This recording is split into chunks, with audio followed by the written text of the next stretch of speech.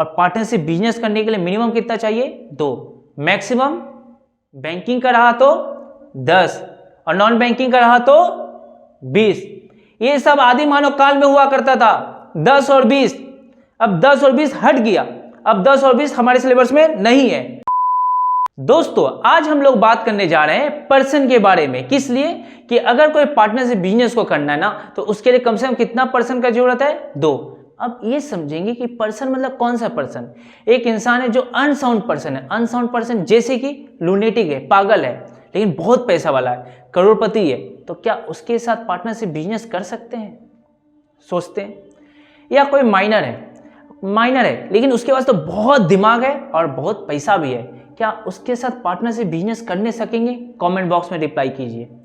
कोई disqualified person है जैसे कि कैदी है, जेल में है, या एलियन एनिमी, हमारा शत्रु देश है, क्या उसके साथ पार्टनरशिप बिजनेस कर सकते हैं?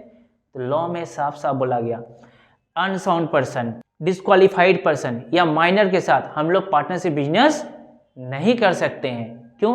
क्योंकि वो लोग के पास कैपेसिटी नहीं है कि हम लोग के साथ बिजनेस में इंटर कर पाए, सोच समझ के हम लोग के साथ बिजनेस कंटिन्यू रन कर पाए, इसीलिए उन लोगों के साथ पार्टनरशिप बिजनेस नहीं कर सकते हैं। अब बात यह है कि कम से कम पार्टनरशिप बिजनेस करने के लिए कितना लोग चाहिए? 2 तो चाहिए सर, लेकिन ये 2 पर्सन कौन सा होना चाहिए? पर्सन मतलब सर जैसे एक होता है नेचुरल पर्सन। नेचुरल पर्सन का मतलब जिसको भगवान ने जन्म दिया, भगवान ने पैदा किया, जैसे कि जिसका 2 पैर, 2 हाथ, 2 कान, 2 आंख, 2 नाक, राइट और लेफ्ट, है ना? क्या वो वाला इंसान चलेगा? हम बोले हाँ चलेगा। मतलब क्या 2 नेचुरल पर्सन है, वो दोनों मिलकर आपस में पार्टनरशिप करना चाहता है, कर सकता है? हाँ कर सकता है। लेकिन सर कोई अगर आर्टिफिशियल पर्सन है जैसे कि कंपनी कैसे? लॉ में बोला गया एक ऐसा इंसान जिसको भगवान ने जन्म नहीं दिया, लॉ ने जन्म दिया। लॉ ने बताया कुछ लीगल प्रोसेस है, लीगल रिक्वायरमेंट है, अगर आप लोग इसको फुलफिल करेंगे ना तो हम लोग भी एक इंसान को जन्म देंगे। वो नेचुरल पर्सन नहीं होगा, वो आर्टिफिशियल पर्सन होगा, जैसे कि कंपनी। कभी आप लोग सुने होंगे कि company is an artificial person and it has several legal entity. इस कंपनी का अलग से अस्तित्व होता है which is created by law. इसको कौन जन्म दिया? लॉ ने जन्म दिया। जैसे कि आज अगर रिलायंस कंपनी के साथ किसी का कोई झमेला हो गया या कोई डिस्प्यूट हो गया, केस किसके ऊपर होगा? मुकेश भैया के ऊपर कि नीता भाभी के ऊपर कि रिलायंस कंपनी के ऊपर? रिलायंस कंपनी के ऊपर होगा। क्यों? क्योंकि वो भी एक इंसान है, उसका अलग से एक अस्तित्व है, सेपरेट लीगल एंटिटी है। ओ अच्छा सर, मतलब सर एक आर्टिफिशियल भी पर्सन होता है? हाँ होता है। तो अब क्वेश्चन ये है कि एक नेचुरल पर्सन है, एक आर्टिफिशियल पर्सन है, क्या ये दोनों मिलकर पार्टनरशिप बिजनेस कर सकता है? हाँ कर सकता है सर, लेकिन दोनों आर्टिफिशियल पर्सन रहा तो तब भी कर सकता है, क्योंकि लॉ में बोला गया पर्सन मीन्स जुडिशियल पर्सन।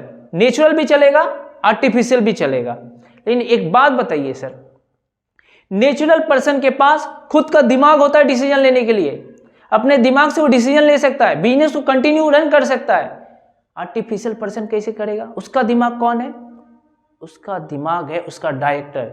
उसका डायरेक्टर डिसीजन लेगा, उसका डायरेक्टर डिसाइड करेगा कि बिजनेस को कैसे कंटिन्यू करना है, हम लोग पार्टनरशिप में इन करें कि नहीं करें। अब क्वेश्चन ये है कि ये कुछ हम आप लोगों को क्या दे रहे हैं, कुछ नाम बता रहे हैं, ये सारा का सारा चीज आप लोगों को बताना है क्या ये लोग पार्टनरशिप बिजनेस कर सकता है कि नहीं कर सकता है। कमेंट बॉक्स में रिप्लाई कीजिए।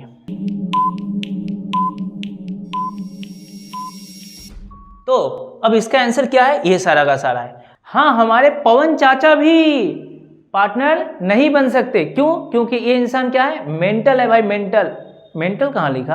है तो लिखा ना पवन, अरे ये सॉरी, पवन मंडल नाम है भाई, यहाँ मंडल होगा और मेंटल उधर होगा, मेंटल। थोड़ा करेक्शन कर लीजिए आप लोग, ठीक है ना। मेंटल मतलब अनसाउंड पर्सन, मतलब इंसान के कंट्रोल में क्या नहीं है? उसका दिमाग नहीं है, और जिसके दिमाग जिसके कंट्रोल में नहीं है वो पार्टनर नहीं बन सकता। आप लोग ऐसा मत सोचिए भाई 60 साल है इसीलिए पार्टनर नहीं बन सकता, 60 साल है मतलब छठिया गया, ऐसा नहीं है। 60 क्यों, 80 साल भी होता तब भी पार्टनर बन सकता। एज में कोई रिस्ट्रिक्शंस नहीं है। हाँ सिर्फ माइनर रहेगा, लेस देन 18 तब नहीं बन सकता है। 18 या उससे ज़्यादा रहेगा तब भी पार्टनर बन सकता है।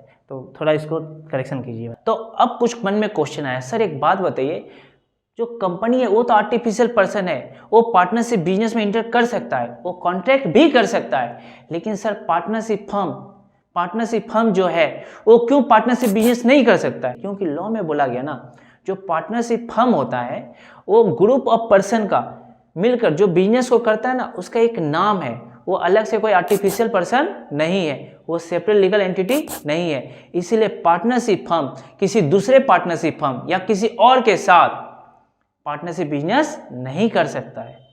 तो अब क्वेश्चन ये, सर नीचे में एलएलपी था, एलएलपी मतलब लिमिटेड लायबिलिटी पार्टनरशिप, ये भी एक पार्टनरशिप बिजनेस होता है। तो सर ये कैसे पार्टनरशिप बिजनेस में इन करने सका किसी और के साथ, ये कैसे सेपरेट लीगल एंटिटी हो गया? तो एलएलपी के कंसेप्ट को हम लोग डिटेल्स में समझेंगे एलएलपी के चैप्टर में।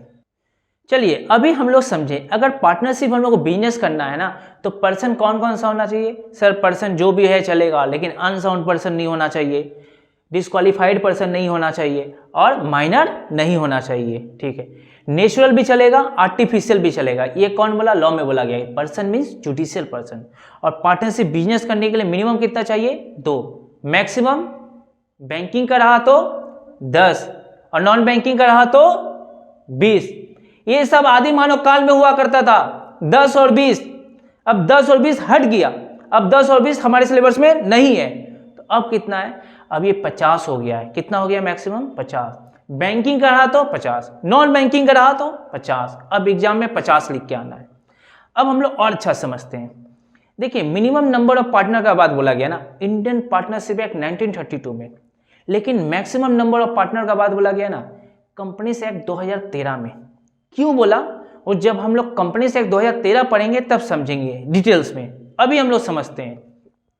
कंपनीज एक्ट 2013 में बोला गया कि मैक्सिमम नंबर ऑफ पार्टनर होगा कितना? 100। कितना भाई? 100।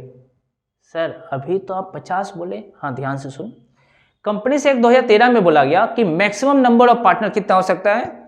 100 होगा। और सर तो 50 बोल रहे थे, वो था रूल। रूल में कितना बोला गया? 50। अब सर ये एक्ट क्या होता है, रूल क्या होता है, शॉर्टकट में समझते हैं। जैसे कि हम लोगों को एक कोचिंग सेंटर बनाना है, तो हम एक इंजीनियर को हायर किए। इंजीनियर ने पूछा सर आप मेरे को एक बात बताइए, तो इस कोचिंग सेंटर में आप कितना स्टूडेंट को पढ़ाएंगे? तो हम बोले भाई मेरा सुपर 50 बैच चलता है, 50 स्टूडेंट से ज़्यादा नहीं पढ़ाते हैं, ऐसी मेरा मन नहीं कर रहा है। इंजीनियर बोला सर ठीक है आप 50 स्टूडेंट को पढ़ाइए, लेकिन कल को आपका मन किया ज़्यादा करने का तो रूम तो ज़्यादा बड़ा नहीं कर सकते ना, तो एक काम करते हैं हम इस रूम को इस तरीके से प्लाई से बनाते हैं, कितना का? 100 का स्टूडेंट देते हैं कि इसमें 100 स्टूडेंट तक आसानी से बैठ सकता है। जब 100 से ज़्यादा बैठाना होगा ना आपको, तो आप हमको बुलाइएगा तो हम रूम को और ज़्यादा बड़ा कर देंगे, लेकिन अभी हमको कैपेसिटी कितना दे देते हैं? 100 का, ताकि कल आपको मन किया 50 से ज़्यादा पढ़ाने का तो आप पढ़ाने सकेंगे।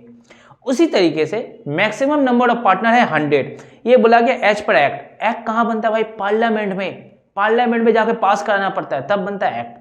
रूल कौन बनाता है? Central government. अब सेंट्रल गवर्नमेंट के पास पावर है क्या? वो चाहे तो मैक्सिमम नंबर ऑफ पार्टनर 50 रख सकता है, 90 रख सकता है, 100 रख सकता है, लेकिन 100 से ज़्यादा नहीं रख सकता। 100 से ज़्यादा के लिए उसको कहाँ जाना पड़ेगा? पार्लियामेंट।